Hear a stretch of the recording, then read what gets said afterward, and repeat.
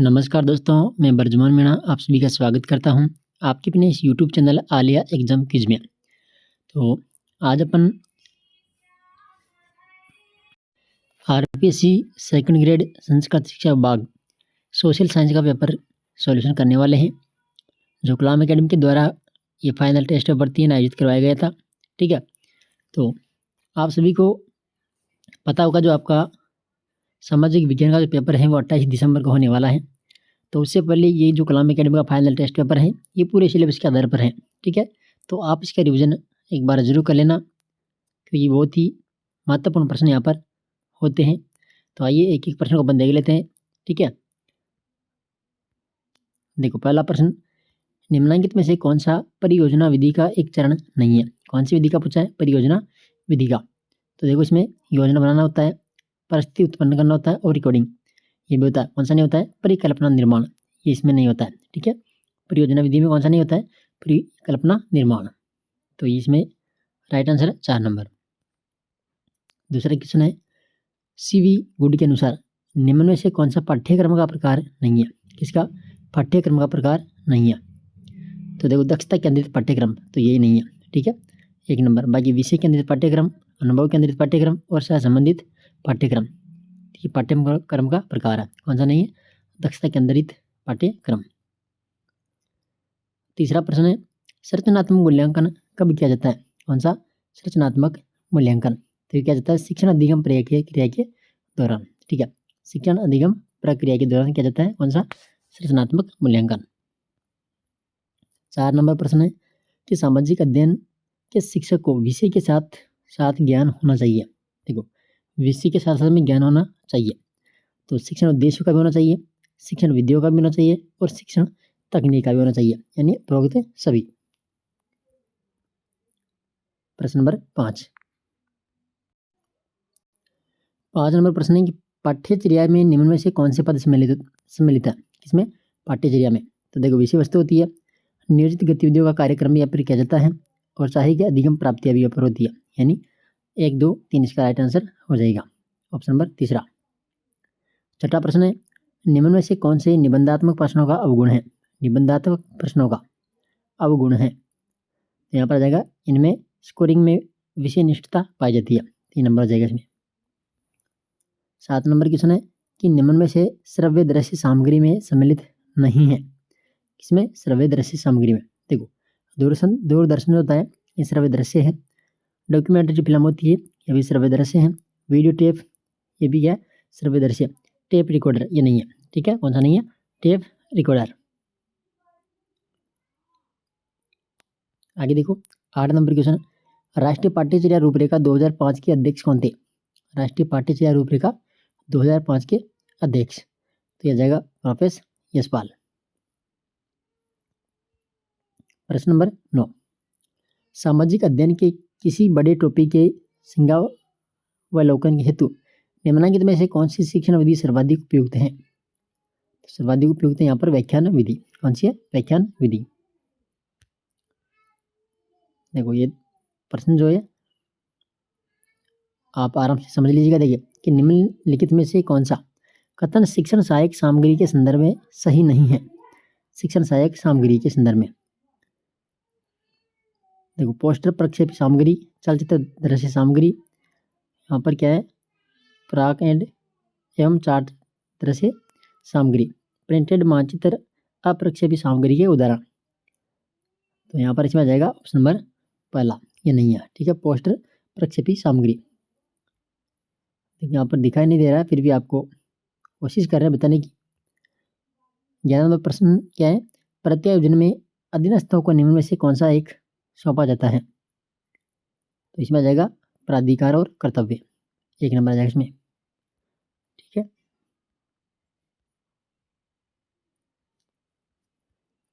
12 number question देखिए, अभिप्रेरणा का प्रत्याशा सिद्धांत निर्भर करता है कर्मचारियों में निम्न के बीच संबंधों के अवबोधन पर। तो इसमें आ जाएगा प्रयास, निष्पादन एवं पुरस्कार। ठीक है,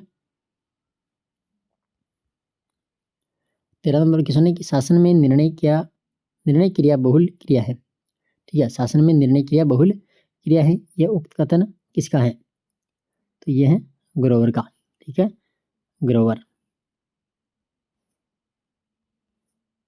ग्रोवर, ठीक है। प्रश्न नंबर 14, निम्न में से किस एक सिद्धांत का यह मानना है कि मनुष्य में महत्वाकांक्षा का अभाव होता है तथा वे परिवर्तन प्रतिरोधी होते हैं? तो यहाँ पर आ जाएगा एक्स सिद्धांत। 15 नंबर क्वेश्चन है, वरिष्ठ लोक सेवकों को संरक्षण और सुरक्षा को शिथिल करते हुए उन पर अभियोग चलाने के लिए संविधान के अनुच्छेद 311 को निराशित किए जाने का सुझाव द्वितीय प्रशासनिक सुधार आयोग ने अपने किस प्रतिवेदन में दिया था? तो यहाँ पर आ जाएगा चतुर्थ प्रतिवेदन में, ठीक है, 1 नंबर। क्वेश्चन नंबर 16 है, निम्नलिखित में से भारतीय प्रशासनिक सेवा के लिए जनरल पर्पज सर्विस शब्द का उपयोग सुझाव दिया था? तो ये देने वाले थे प्रथम प्रशासनिक सुधार आयोग। क्वेश्चन नंबर 17 है, वर्तमान में राजस्थान के लोकायुक्त कौन है?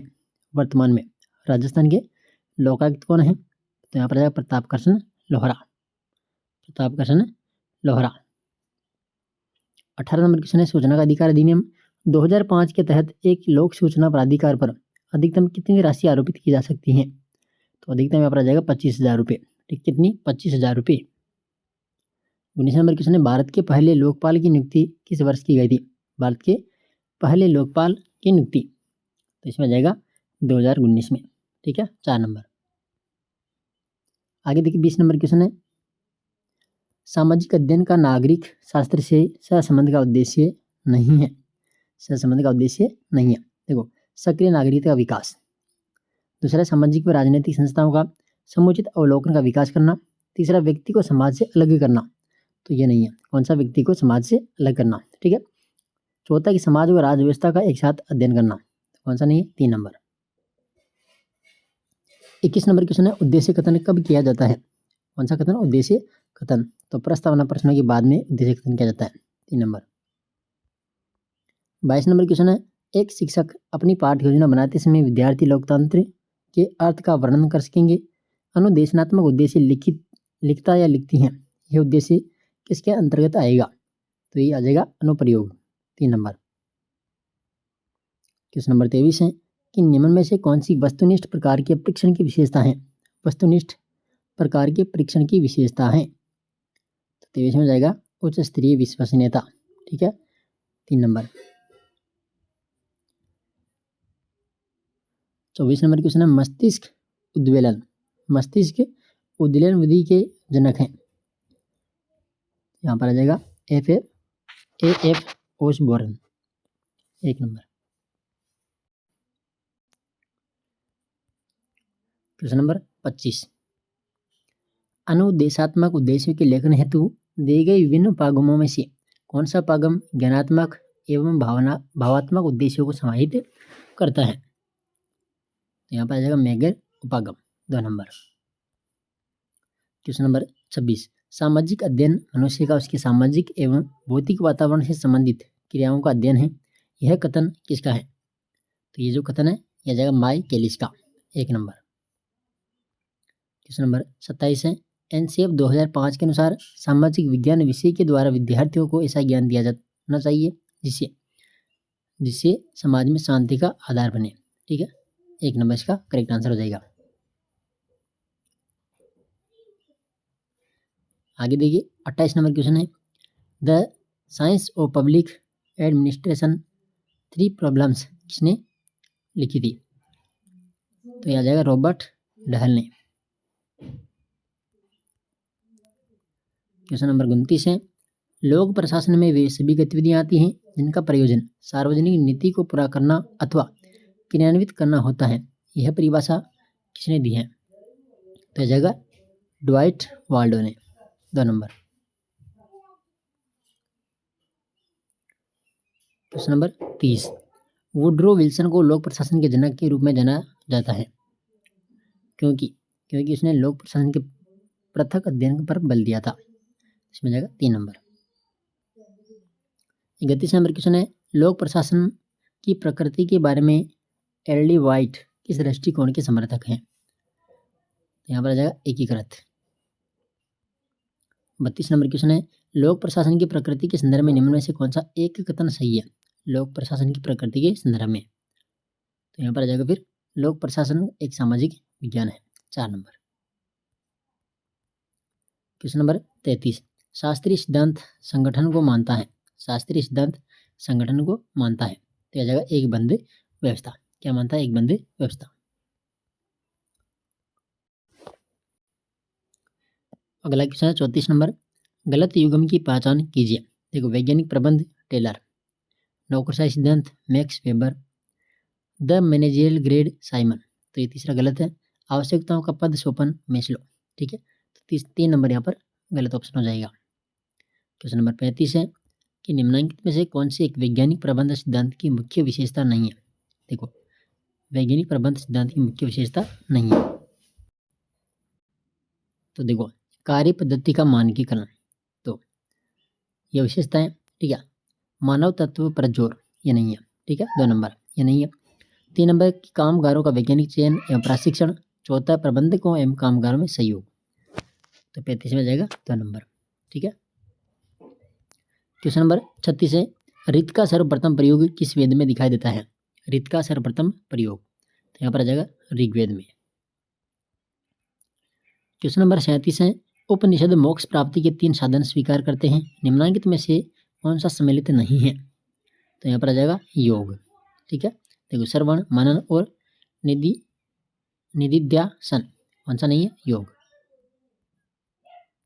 38 नंबर क्वेश्चन है, अपवाद स्वरूप अथवा आकस्मिक घटनाओं में अपना कर्तव्य छोड़कर दूसरों के कर्तव्यों का निर्वाह करना गीता में कहलाता है। तो गीता में आपद धर्म कहलाता है। 38 में जाएगा 2 नंबर। 39 नंबर क्वेश्चन है, गीता पर प्रथम भाष्य किसने लिखा था। तो प्रथम भाष्य लिखा था यहाँ पर किसने? शंकराचार्य ने। 1 नंबर। 40 नंबर क्वेश्चन है, जैन नीति शास्त्र में गुण स्थान से तात्पर्य है। गुण स्थान से तात्पर्य, यहाँ पर आ जाएगा 14 प्रकार की सीढ़ियाँ मार्ग। क्वेश्चन नंबर 41 है, आत्मदीपो भवः की अवधारणा का संबंध है। यहाँ पर आ जाएगा फिर हीनयान संप्रदाय से। हीनयान संप्रदाय से। क्वेश्चन नंबर 42 है, गांधी दर्शन में सत्याग्रह है। गांधी दर्शन में सत्याग्रह, तो यहाँ पर आ जाएगा सक्रिय प्रतिरोध। क्वेश्चन नंबर 43, निम्नलिखित में से क्या सुकरात का स्वीकार्य नहीं है। सुकरात का स्वीकार्य नहीं है। देखो, ज्ञान सद्गुण के लिए आवश्यक है। ठीक है, ज्ञान सद्गुण के लिए पर्याप्त है। सद्गुण अनेक है, तो सद्गुण अनेक नहीं है। ठीक है, तो ये यहाँ पर गलत है, इसमें ये स्वीकार्य नहीं है। और सद्गुण शिक्षणीय है, इसमें आ जाएगा 3 नंबर।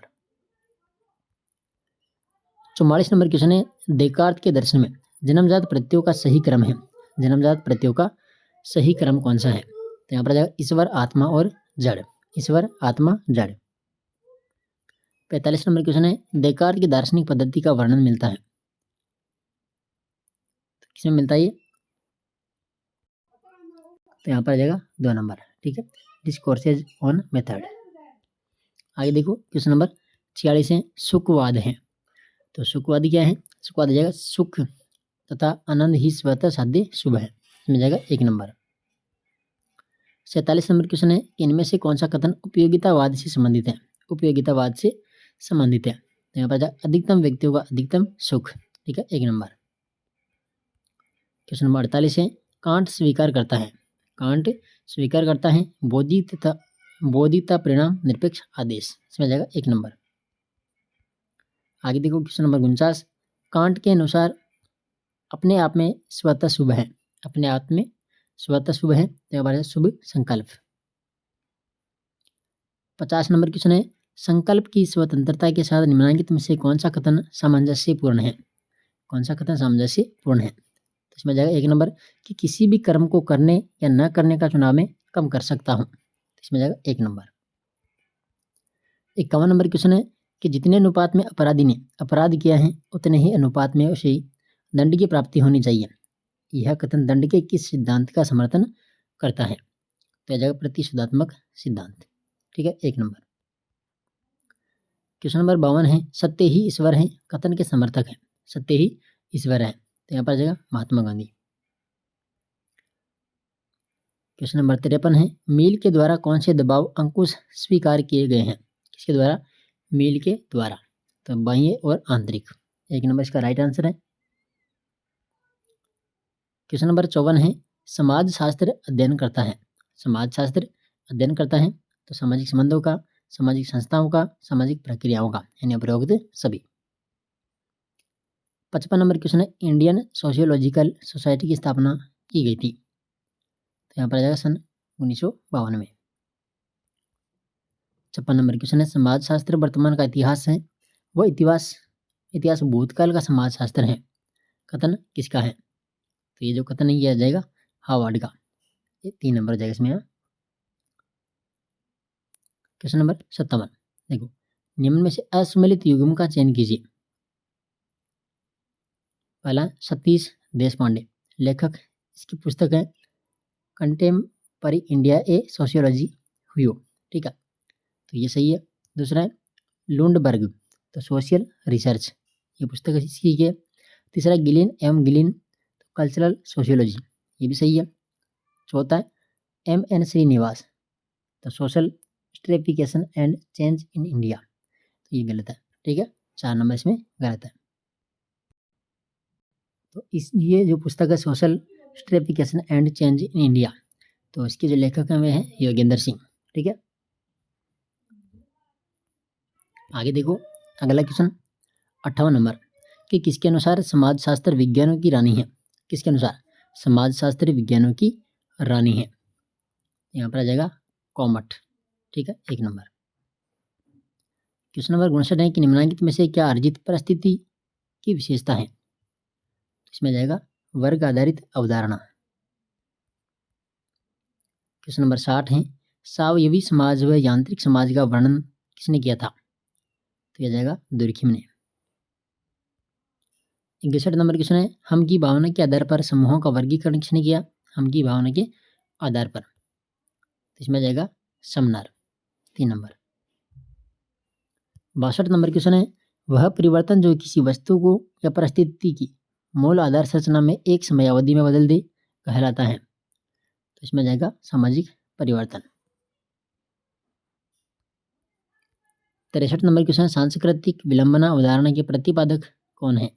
सामाजिक विलंबना अवधारणा के प्रतिपादक कौन है? तो यहाँ पर आ जाएगा ओगबर्न। 64 नंबर क्वेश्चन है, जाति की समाप्ति हेतु अंतरजातीय विवाह की वकालत कौन सा समाजशास्त्री करता है? इसमें जाएगा G.S. गोरिये। क्वेश्चन नंबर 65 है, प्रभु जाति की अवधारणा के प्रतिपादक है। प्रभु जाति की अवधारणा, तो यहाँ पर आ जाएगा श्रीनिवास। क्वेश्चन नंबर 66 है, उत्पादन के साधनों पर समान संबंध रखने वाले व्यक्तियों का समूह है वर्ग है। वर्ग की यह परिभाषा किसने दी थी? तो इसमें जाएगा कार्ल मार्कस ने। क्वेश्चन नंबर 67 है, एलिसा परीक्षण का संबंध है। एलिसा परीक्षण, तो यहाँ पर आ जाएगा एडस से।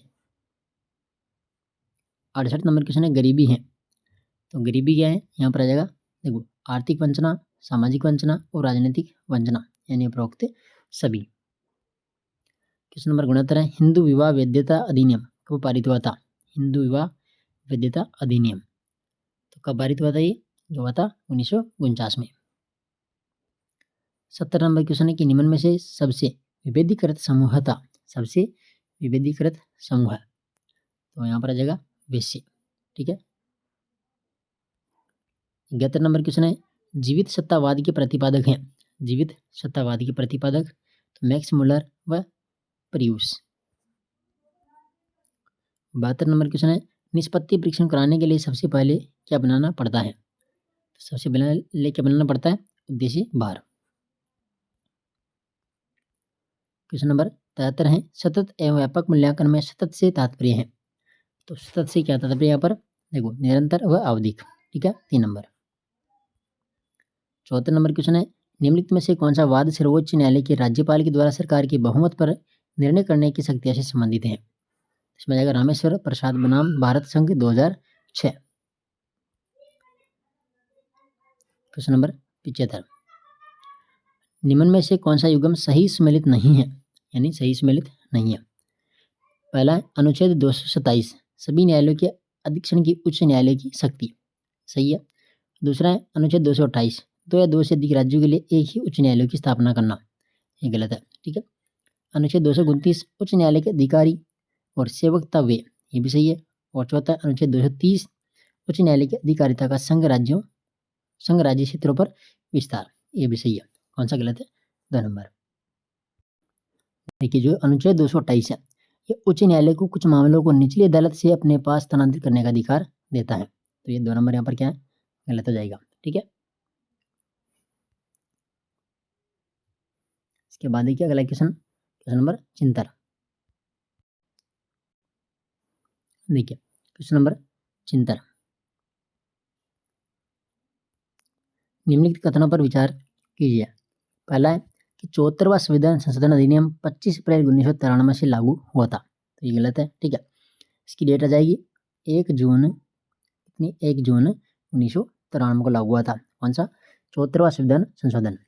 और दूसरा है कि 74वें संविधान संशोधन अधिनियम द्वारा शहरी स्थानीय निकायों का 12वीं अनुसूची में सूचीबद्ध 18 कार्यों को करने का अधिकार दिया गया। तो पहला तो गलत हो गया, यहाँ पर दूसरा क्या है? सही है। ठीक है। तो चिंतन में क्या जाएगा? केवल 2 सही है। आगे देखिए क्वेश्चन नंबर 77, ऑपरेशन सद्भाव के तहत भारत ने किस देश को आर्थिक सहायता प्रदान की थी? तो यहाँ पर क्या जाएगा? 77 नंबर क्वेश्चन में आ जाएगा म्यांमार। आगे देखिए क्वेश्चन नंबर 78, देखो ट्रूथ एंड मेथड के लेखक कौन है? यहाँ पर लेखक कौन है? जॉर्ज गेडिमर। क्वेश्चन नंबर 79 है कि निम्न में से कौन सा यह तर्क देता है कि राज्य आत्मिक तत्वों से ग्रसित एक अमूर्त और रहस्यमयी विश्वास है कि राज्य किसी न किसी तरह से पूरे समुदाय का प्रतिनिधित्व करता है? तो 79 नंबर जो क्वेश्चन है इसमें जाएगा ऑर्थर बेंटले। क्वेश्चन नंबर 80, 80 नंबर क्वेश्चन है, वैश्वीकरण के युग में स्टीफन क्रेसनर के द्वारा चिन्हित संप्रभुता की प्रमुख उपयोग धारणाएं निम्न में से कौन सी है?